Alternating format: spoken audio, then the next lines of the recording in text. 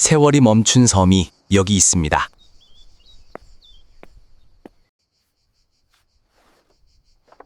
여기선 90세도 청춘입니다.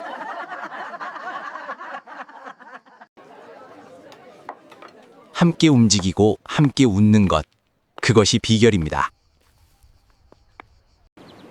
제가 100살이 넘도록 건강한 비결이요? 천천히 살고 함께 웃으며 소식하는 거죠.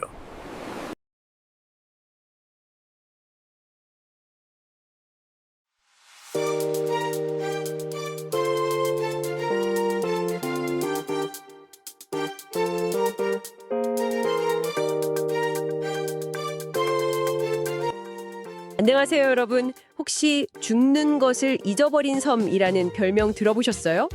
그거 이카리아 섬 이야기죠? 네, 맞습니다. 바로 그리스의 작은 섬 이카리아 이야기인데요. 이곳 사람들이 어떻게 그렇게 건강하게 또 오래 살 수 있는 걸까요? 정말 궁금한 부분이죠. 네, 그래서 오늘 여러분과 함께 그 비밀을 한번 파헤쳐 보려 합니다. 저희가 살펴본 여러 자료들을 보면요, 이카리아 사람들의 삶의 방식이 참 특별하더라고요. 네, 맞아요. 뭔가 다른 점이 분명히 있죠. 왜 이것이 장수마을로 유명한지, 또 우리가 여기서 어떤 삶의 지혜를 배울 수 있을지, 지금부터 흥미진진한 이야기를 함께 나눠보시죠. 네, 좋습니다. 마치 뭐랄까 오래된 보물지도를 펼치는 기분인데요. 우선 통계부터가 정말 놀랍습니다. 2014년 자료를 보니까요. 그리스 전체 평균 기대 수명이 79세 정도였는데 네, 그 당시에요. 이카리아 사람들은 다른 유럽인들보다 90세까지 살 확률이 이게 무려 2.5배나 높았다고 해요. 100세 넘는 분들 비율도 상당히 높고요. 2.5배요. 네, 정말 대단한 수치죠. 세계적으로도 이카리아처럼 장수 인구가 유독 많은 지역들이 몇 군데 있습니다. 블루존이라고도 하죠. 블루존이요? 네, 이런 곳들은 단순히 우연이 아니라는 거죠. 장수를 가능하게 하는 뭔가 독특한 환경이나 생활 방식이 있다는 아주 강력한 증거입니다. 그렇군요. 환경이나 생활 방식. 그렇죠. 음식, 활동량, 공동체 문화, 심지어는 스트레스를 대하는 태도까지요. 이런 여러 요소가 복합적으로 작용한 결과라고 볼 수 있습니다. 그중에서도 특히 인상 깊었던 분들 이야기가 있는데요. 좀 더 자세히 들여다볼까요? 먼저 1911년생 요안나 프로이우 할머니, 애칭으로 야나 할머니라고 불리시죠? 야나 할머니요? 네. 100세가 넘으셨는데도 거의 매일 그 가파른 언덕길을 오르내리신대요. 그리고 평생 해오신 직조일도 계속하고 계시고요. 우와, 100세 넘어서 언덕을요? 대단하시네요. 네.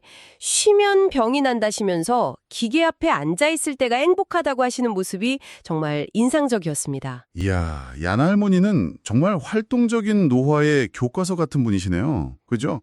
평생 해온 일에서 삶의 의미와 즐거움을 찾으시는 거잖아요. 맞아요. 손이랑 머리를 계속 쓰시는 거네요. 네. 특히 직조처럼 집중력도 필요하고 또 정교한 손놀림이 필요한 작업은 뇌 건강에도 아주 좋습니다. 흔히 말하는 사용하지 않으면 잃는다는 원칙이 있잖아요. Use it or lose it요. 네, 바로 그거죠. 그게 여기서도 딱 적용되는 거예요.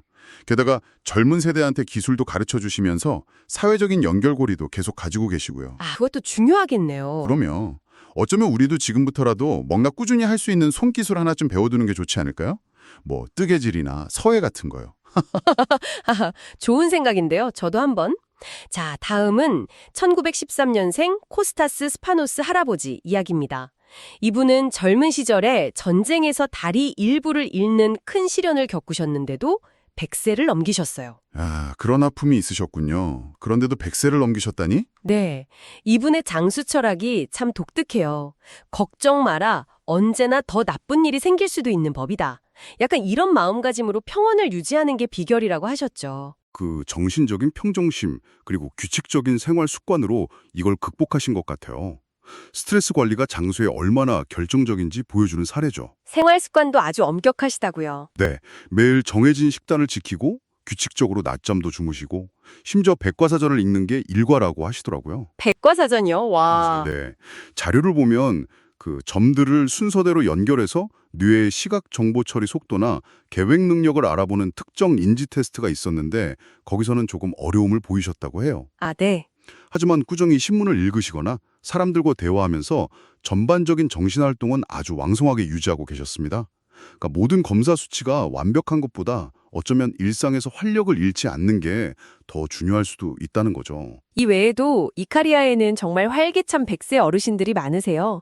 에반겔리아 카르나바 할머니는 100세를 앞두고도 혼자서 청소, 빨래, 장보기까지 다 하신대요. 혼자서요? 대단하시네요. 네, 심지어 가족력도 대단해서 어머니는 90세, 언니는 99세, 할머니는 107세까지 사셨다고 하네요. 이야, 유전적인 영향도 좀 있어 보이는데요. 그렇죠.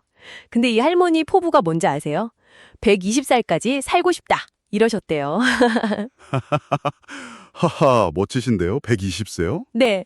또 전직 재무감사관 출신이신 요르기오스 카시오스스 할아버지는 104세인데도 여전히 명석함을 유지하고 계시고요. 아, 지적인 활동을 계속 하셨던 게 도움이 됐겠네요. 아내분과 함께 사시면서 여전히 마당 청소나 올리브 수확 돕기 같은 일을 하신대요.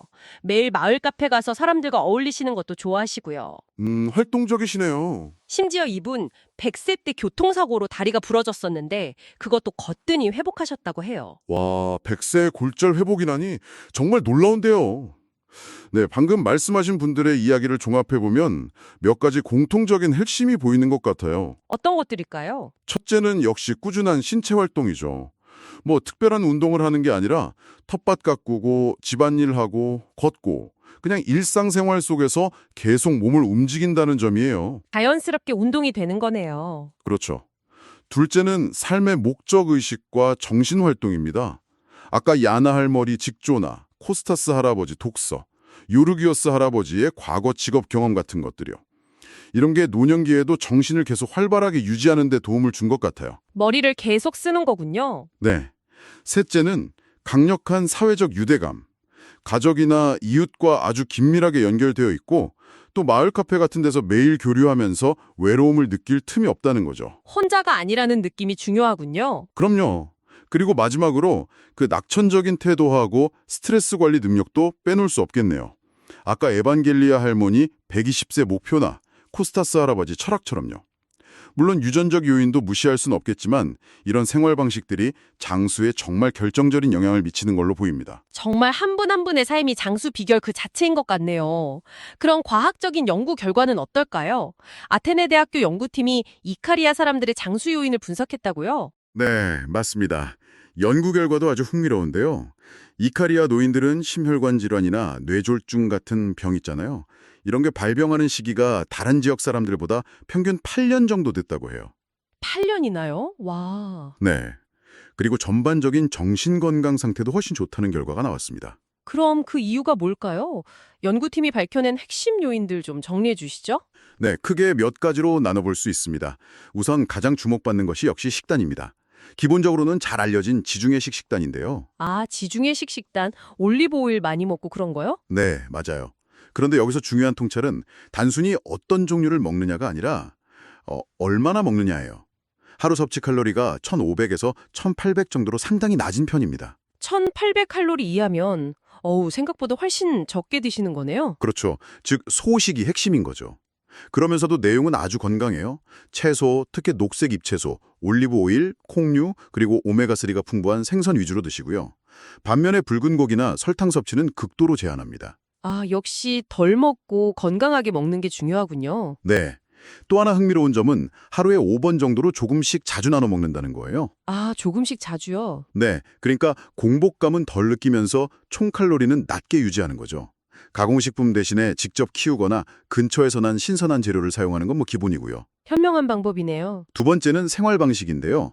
앞서 어르신들 이야기에서도 나왔듯이 이카리아는 지형 자체가 좀 가파른 곳이 많아서요. 그냥 일상적으로 걷는 것만으로도 상당한 운동 효과가 있습니다. 그냥 살면서 운동이 되는 거군요. 네. 텃밭 가꾸기 같은 육체 활동도 아주 자연스럽게 하게 되고요.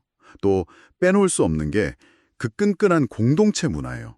공동체 문화요? 네. 예를 들어서 올리브를 수확할 때 마을 사람들이 다 같이 품앗이 하듯 서로 돕는 전통이 있다고 해요. 아, 서로 돕는 거요? 그렇죠.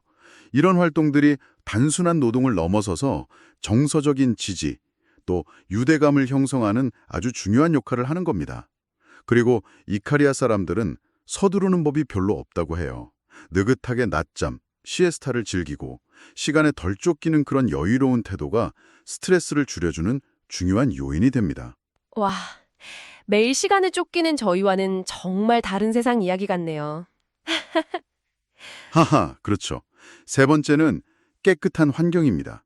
섬에 공장이 거의 없다 보니까 공기가 맑고 자연환경에 잘 보존되어 있죠.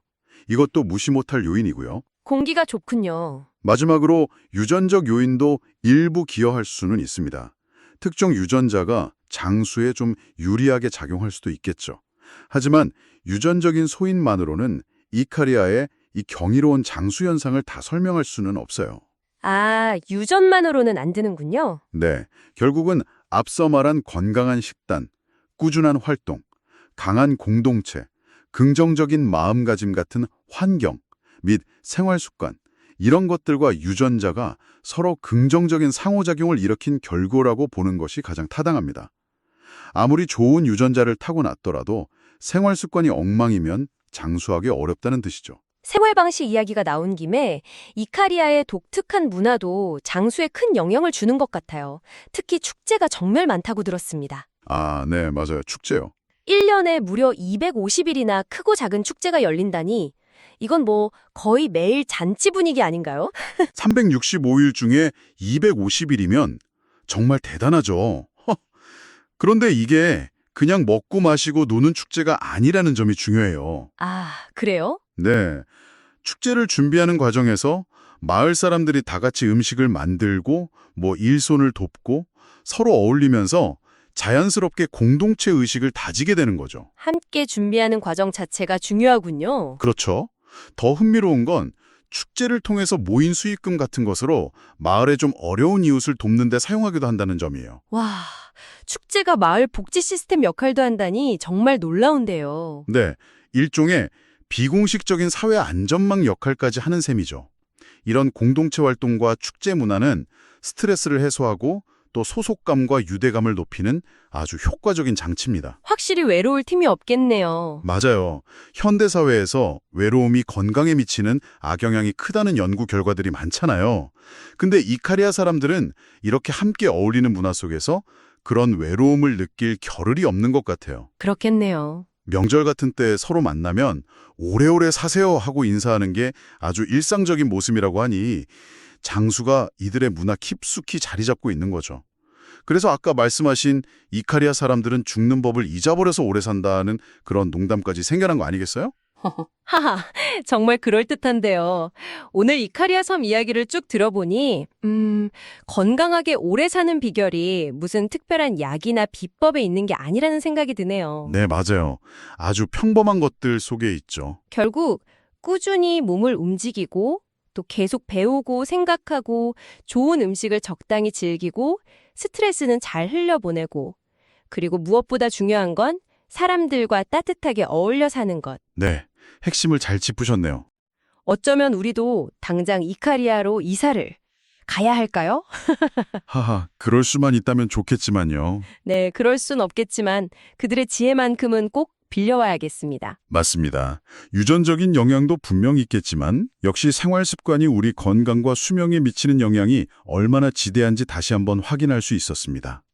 결국 사용하지 않으면 잃는다는 원칙은 우리 몸과 마음 그리고 관계에도 똑같이 적용되는 것 같습니다. 그렇군요. 오늘 나눈 이야기들이 여러분께서 더 건강하고 활기찬 삶을 갖고 나가시는데 작은 영감이 되었으면 좋겠습니다. 네. 여러분, 이카리아 사람들은 시간에 쫓기기보다는 관계의 속도에 맞춰 살아가는 듯합니다. 모든 것이 빠르게 흘러가는 요즘 어쩌면 우리에게 가장 필요한 것이 바로 이 이카리아식 시간 아닐까요? 잠시 멈춰서서 돌아보는 여유 같은 거요? 네. 이번 주 잠시 하던 일을 멈추고 따뜻한 차 한 잔을 음미하거나 오랫동안 연락하지 못했던 친구에게 안부 전화를 걸어보는 건 어떠세요? 아주 작은 실천이지만 우리 삶의 이카리아의 여유와 따뜻함을 조금이나마 더해줄 수 있을 겁니다. 좋은 제안이네요. 오늘 이야기는 여기까지입니다.